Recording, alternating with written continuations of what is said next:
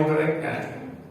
Orang yang namanya Israel itu cucunya Nabi Ibrahim, kok tiba-tiba dia jadi Yahudi gimana gitu.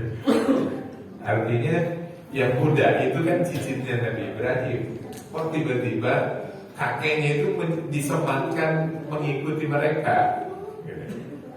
Ibarat kita semua punya bapak, lantas kita punya keturunan anak kita punya anaknya lagi, cucu kepada kita, kemudian cucu ini punya anak, lantas kita disuruh ngikutin dia gitu. Jadi kecil. Begitu lagi lebih parahnya lagi orang Nasrani sudah turunnya paling terakhir mengklaim Ibrahim itu orang Nasrani gitu. Jadi lebih apa, jaraknya udah 2000 tahun yang lalu. Nah karena itu maka agama yang kemudian diikuti oleh komunitas Quraisy kehilangan barang, atau ada orang yang membawa anak gadis terus disekap, dia akan membela diri demi martabat bangsa Quraisy itu. Saya menjadi pelindungnya. Ternyata masih ada orang yang berbuat baik seperti itu. Lantas diikuti juga oleh yang lain. Kalau begitu saya juga menjadi pelindungnya, saya juga menjadi jaminannya.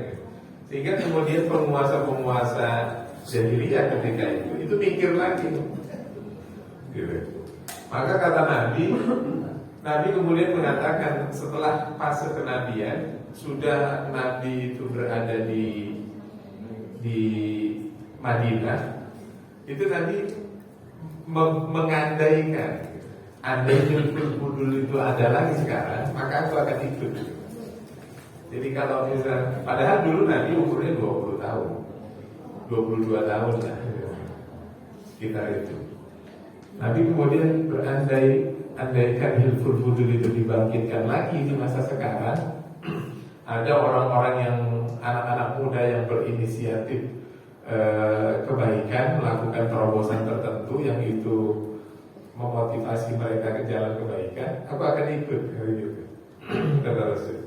Jadi sejahiliyahnya bangsa Arab ketika itu masih masih menyisakan kebaikan-kebaikan, yang itu diapresiasi oleh Rasulullah SAW. Dan jemaah sekalian yang dirahmati Allah, oleh karenanya maka indikator yang pertama orang itu diberikan kebaikan atau menjadi baik, diberikan pemahaman agama, yufaqihu fiddin. Indikator yang kedua apa? Indikator yang kedua adalah dijadikannya orientasi hidupnya itu zuhud. Zahadahu fid dunya. Dia menjadi orang yang zuhud. Apa itu zuhud? Setidaknya Ibnu Abbas itu pernah menerangkan az-zuhdu salah satu ahrufin. Zuhud itu satu kata yang terdiri dari 3 huruf, yakni huruf zai, huruf ha, dan huruf dal. Fazai adapun zai zadun lil ma'an, itu diartikan bekal kita untuk kembali ke negeri akhirat. Ailil akhirat, yakni untuk pulang ke negeri akhirat. Apa bekal itu? Wa huwa taqwallah, yakni ketakwaan kita kepada Allah Subhanahu wa taala, yang tergambar dari kalimat zuhud dengan huruf zai. Artinya perbendaharaan. Maka kita beramal di dunia ini itu menjadi zat. Kita bersedekah itu menjadi zat. Kita misalnya menanggung konsumsi orang banyak dalam kebaikan, itu menjadi zat. Ya. Kita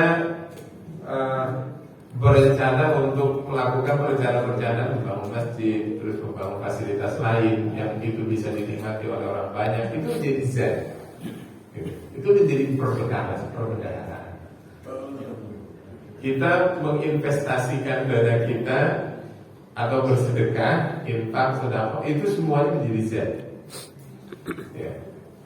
Yang kita lakukan agar dengan harapan di yaumil ma'ad, di hari pembalasan nanti, di hari kiamat nanti, itu kita tidak berat. Artinya kita punya ongkos ke sana, kita punya modal dasar ke sana. Yang kedua, huruf yang tergambar dari kata zuhdun itu adalah huruf H. Apa itu? Hadyun, atau bukan hadiah, apa? Hudan lidin, petunjuk untuk agama ini, petunjuk yang bisa mengantarkan kita pada jalan kebenaran. Jadi orang-orang yang zuhud dunianya, dia akan menempatkan petunjuk itu menjadi satu potensi besar. Dia memahami agama, dia berada di jalan agama. Ai sulukun orikun yusilu ila maudhi'in akhar. Yusilu ila tariqil Muhammad, tariqatil Muhammadiyah. Yakni jalan yang ditempuh oleh seseorang yang itu adalah jalan kenabian. Jalan kenabian. Jadi petunjuk yang kita maksudkan atau petunjuk yang dimaksudkan dari kata zuhdun itu adalah petunjuknya Rasulullah SAW dengan mengamalkan sunnah-sunnahnya. Dan kesunahan itu ada banyak sekali. Kesunahan bagaimana kemudian ketika kita berada di majelis, kesunahan ketika kita masuk ke masjid, kesunahan ketika seseorang berwudu, kesunahan dan segala macam kesunahan itu yang dulu pernah Rasul lakukan, kemudian ditetapkan oleh Rasul sendiri, misalnya sallu kama ra'aitumuni usolli, sholatlah kalian sebagaimana kalian melihat aku sholat. Jadi Rasul agama ini kan dilakukan dengan metode ittiba, mengikuti. Karena dulu Rasul sholat seperti itu, maka sekarang saya juga sholat seperti yang dulu Rasul lakukan. Namanya ittiba. Orang itu ngikut. Atau lagi Rasul mengatakan khudu anni manasikakum, ambil dariku manasik haji kalian, tata cara berhaji kalian. Nah itu semuanya maka rangkaian-rangkaian ibadah haji itu memang tidak lepas dari apa yang dulu pernah dilakukan oleh Rasulullah SAW. Bagaimana begitu bangganya orang-orang kafir Quraisy, pembesar-pembesarnya, karena ingin berbeda, status sosialnya berbeda, strata sosialnya berbeda. Orang-orang miskin itu kalau wukuf itu di Arafah, sementara orang-orang kaya itu di Muzdalifah. Wukufnya keren, dia pikir keren wukuf di Muzdalifah. Begitu Rasul berhaji, semua orang-orang yang orang-orang Quraisy itu yang masih punya rasa masih punya rasa menjadi pembesar dulunya gitu, dia beradanya di Muzdalifah dan berharap besar ketika Rasul datang dari Mina di tanggal 8 itu, lantas nanti tanggal 9 tuh Rasul akan ke sini gitu, akan ke Muzdalifah. Tapi ternyata tidak, Rasul langsung menuju ke Arafah dan bergabung dengan orang-orang miskin, bergabung dengan orang-orang yang berhaji pada saat itu. Sehingga kemudian pembesar-pembesar ini juga akhirnya ikut ke Muzdalifah, ke Arafah. Gitu. Sehingga kemudian Rasul mengatakan al-hajju Arafah. Haji itu ya wukufnya ini di Arafah. Gitu. Jangan bikin aturan sendiri wukuf di Muzdalifah. Wukufnya di Arafah. Faman adroka lailata jam'in faqad adrokal hajj. Barang siapa yang mendapati lailata jam'in, malam jamak, malam ke-10. Kalau kita di sini takbiran. Faqad adrokal hajj, maka sungguh dia sudah mendapati haji. Jadi makanya kemudian orang-orang yang berhaji itu ketika wukuf di Arafah, dia separuh perjalanan awal malam itu ada yang sudah diangkut ke Musdalifah. Ada yang masih nunggu karena menunggu bus sholawatnya itu sampai kemudian nanti bisa diangkut semua ke Musdalifah. Jadi hal-hal yang seperti itu diatur oleh dalam tata cara manasik haji Rasulullah SAW. Jadi sulukun thoriqun yusilu ila thoriqatil Muhammadiyah. Yang ketiga yang juga terangkum tergambar dari kata zuhdun itu adalah huruf dal, harfud dal. Maknanya apa? Dawamu ala ta'ah. Orang itu senantiasa mendawamkan ketaatan, mengkontinuitaskan ketaatan, melanggengkan ketaatan. Bawaannya ingin taat terus kepada agama ini. Meskipun bisa jadi terpaan hidupnya, problem hidupnya itu sangat banyak. Ada yang seumur-umur berada di jalur kemiskinan, tapi dia tetap taat. Ada yang lebih banyak hidupnya itu berada dalam kemewahan, kemapanan ekonomi, tapi dia tetap taat. Baik miskin ataupun kaya, baik susah ataupun senang, masa hidupnya itu orang itu ketika dia menjalani ketaatan dan mendawamkannya ketaatan itu, maka diapresiasi oleh Rasulullah SAW dengan kata ajib. Ajaban bi amril mu'min. Luar biasa perkaranya orang mukmin itu. Kalau dia ditimpa kemalangan, dia bersabar, maka itu baik buat dia. Kalau dia ditimpa kesenangan dalam hidup, kemudian dia bersyukur, itu juga baik buat dia. Jadi tidak ada yang jelek. Ya.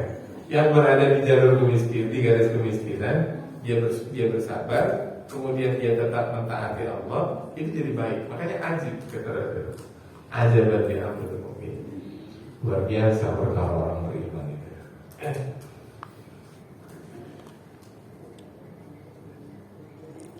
Yang berikutnya, indikator bahwa orang itu diinginkan oleh Allah Subhanahu wa taala untuk menjadi orang yang baik adalah dia tidak disibukkan dengan perkara orang lain. Jadi bawaannya cuek aja, ngurusin diri sendiri aja repot. Boro-boro untuk mengorek-orek kesalahan orang lain atau menggosip orang lain. Saya mengoreksi diri saya saja masih banyak kekurangan. Ngapain juga harus membicarakan permasalahan-permasalahan orang lain. Sholat saya saja belum benar. Sholat ibadah saya saja masih banyak yang bolong-bolong. Ya sudahlah, lebih banyak untuk memperbaiki diri.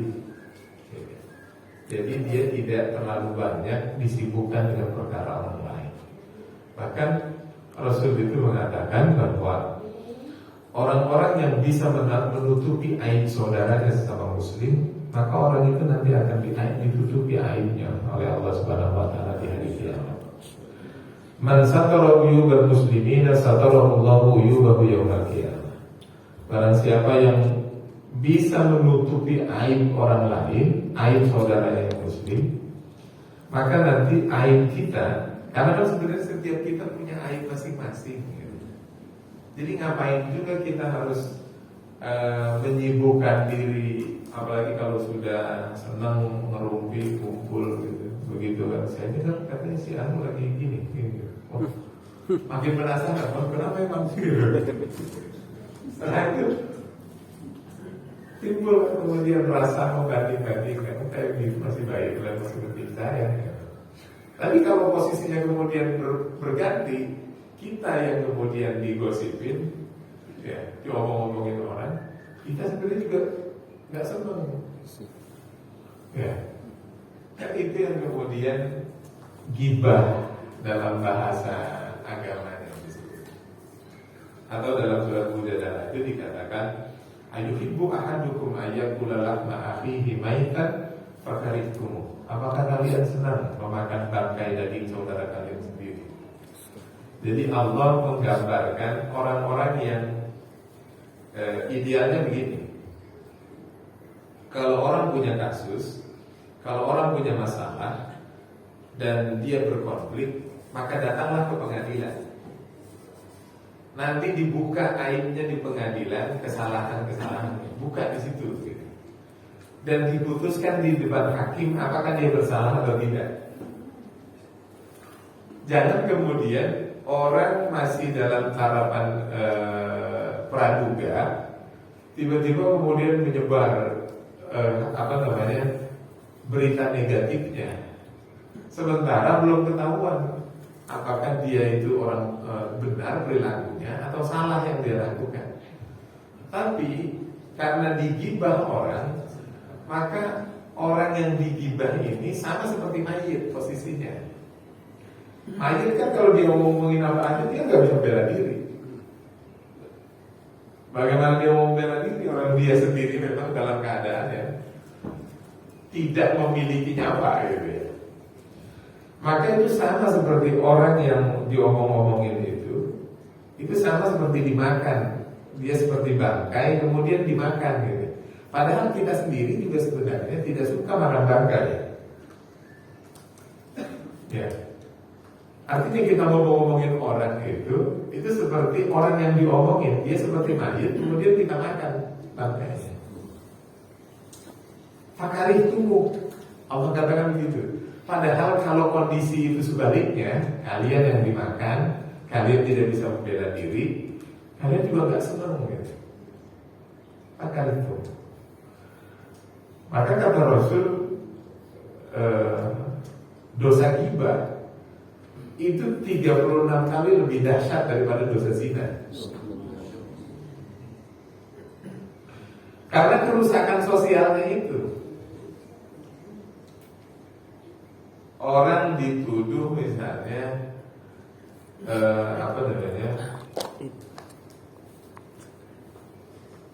berbuat sesuatu yang asusila, tapi baru katanya. Tapi kan orang lain yang mendengar itu minimal udah punya penilaian negatif. Sementara dia sendiri, taruhlah misalnya dia datang ke sini, beritanya santer, maka paling tidak kalau orang tidak DM aja, dia akan merasa gitu, apa yang salah dari saya? Gitu. Kan dia sebenarnya dia tidak bisa bela diri. Tapi berita tentang dia, tentang yang berita negatifnya, itu udah nyebar ke semua orang. Bagaimana saya mau membela diri saya? Maka pembelaan itu ada di depan hakim, di depan pengadilan. Mau dibilang apa saja ketika saya tidak pernah melakukan apapun tentang itu. Tetap saja orang sebagiannya nggak percaya. Apalagi yang memang dari awal sudah berseteru dengan dia. Maka semakin meluas, dan itu menjadi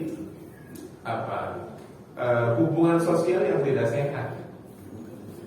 Jadi hubungan sosial yang tidak sehat. Makanya Allah Subhanahu wa taala menggambarkan dengan kalimat seperti itu. Ayuhibbu ahadukum ayyakula lahma akhihi maitan fakarihtumuh. Sukakah di antara kalian memakan bangkai daging saudara kalian? Padahal kalian tidak suka sebenarnya.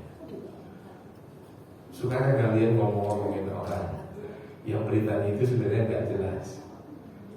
Dan kalau kondisi itu terbalik menimpa kalian, kalian juga nggak suka, gitu. Jadi gamblang sekali Allah Subhanahu wa taala menggambarkan kondisi-kondisi itu. Nah, mungkin kita dengan medsos yang seperti ini, apalagi kalau dalam dunia entertainment, biasanya yang diekspos itu berita yang semakin menggila di masyarakat. Karena itu yang makin laku. Jadi dosanya kemudian makin menyebar. Karena Karena orang yang melakukannya tidak pernah diberikan kesempatan untuk membela diri. Ya, tidak pernah diberikan kesempatan untuk membela diri. Kalau dalam persidangan kan yang dituduh itu diberikan hak untuk membela diri, sehingga tidak ada hak yang dimakan dalam diri dia, dan dia tidak diperlakukan seperti mayit, gitu. Karena ada pembelaan. Nah, jemaah sekalian yang dirahmati Allah, oleh karenanya maka itu beberapa indikator yang pernah diungkapkan oleh Imam Nawawi Al-Bantani. Tentu saja ada banyak indikator-indikator lain, tetapi sebagai sebuah pelajaran hidup tentu saja kita semua harus bisa meminimalisir gosip-gosip itu. Karena biar bagaimanapun memang ghibah itu sesuatu yang terlarang dalam agama. Dan setiap kita ketika ingin berbuat baik, ketika ingin menjadi orang yang baik, maka perkecillah perkara-perkara, urusan-urusan yang tidak berkaitan, apalagi tidak mendatangkan manfaat buat kita semua. Gitu. Jadi Rasulullah hanya mengatakan min husni islamil mar'i tarakuhu ma la ya'ni. Di antara sebagian dari kebaikan seorang mukmin, dia meninggalkan perkara-perkara yang tidak perlu. Gitu. Jadi perkara-perkara yang sebenarnya tidak mendatangkan manfaat. Apa sih manfaatnya ghibah? Apa sih manfaatnya menggunjing orang? Memang secara informasi kita dapat banyak. Kita dapat banyak pengetahuan. Tapi kan pengetahuan itu tidak semuanya menjadi bermanfaat buat kita.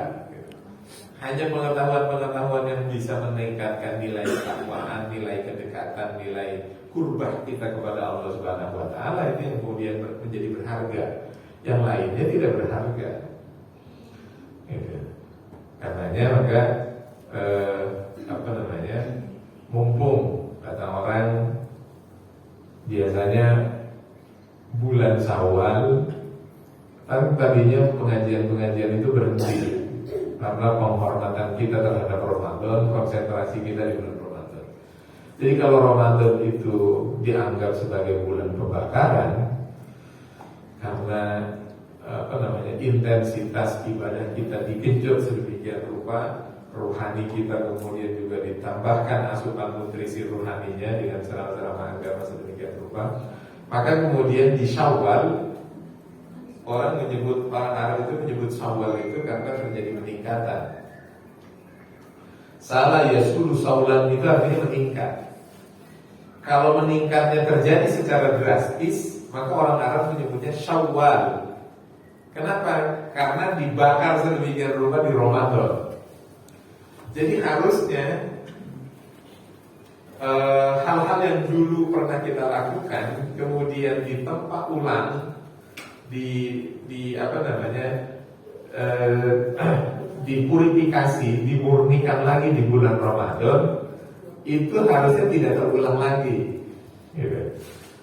Kenapa? Karena kita sudah Syawal, sudah berada di bulan yang aktivitas ibadah kita itu meningkat sedemikian rupa, maka meninggalkan masa lalu yang dulunya dianggap tidak baik itu menjadi hal yang penting bagi kita. Dalam rangka apa? Dalam rangka menormalisasi kembali hati nurani kita. Ya kan, ibarat orang mempekerjakan tubuh ini selama 11 bulan, maka tune-up-nya itu adanya di Ramadan. Ya, tune-up-nya itu adanya di Ramadan. Nah, harusnya ketika sudah di tune-up, di Syawal itu enak, makanya gitu ya. Di Syawal, di bulan-bulan berikutnya itu akan lebih baik. Nah, saya kira itu pertemuan kita, kajian kita pada pagi hari ini. Sebelum kita akhiri dengan doa, barangkali ada yang mau ditanyakan atau didiskusikan, silakan. Alhamdulillah bililmi wa zaina bilhilmi wa akrimna bittaqwa wa jamilna bil'afiyah. Allahumma faqihna bid-din wa 'allimna bit-ta'wil. Allahumma faqihna bid-din wa 'allimna bit-ta'wil. Allahumma faqihna bid-din wa 'allimna bit-ta'wil. Rabbana atina fid dunya hasanah wa fil akhirati hasanah wa qina adzabannar. Sallallahu alaihi wasallam Muhammad walhamdulillahirabbil alamin. Assalamualaikum warahmatullahi wabarakatuh. Waalaikumsalam warahmatullahi wabarakatuh.